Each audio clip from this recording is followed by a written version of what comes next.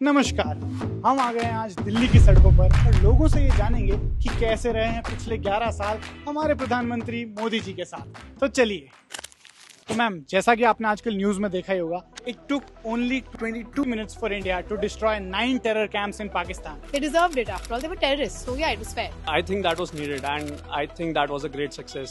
लेकिन उन्होंने जो हरकत की थी उसके हिसाब से जवाब बनता था जवाब बनता था। और मोदी जी ने अच्छे से जवाब दिया है। Now guess which among these does India construct in 22 minutes?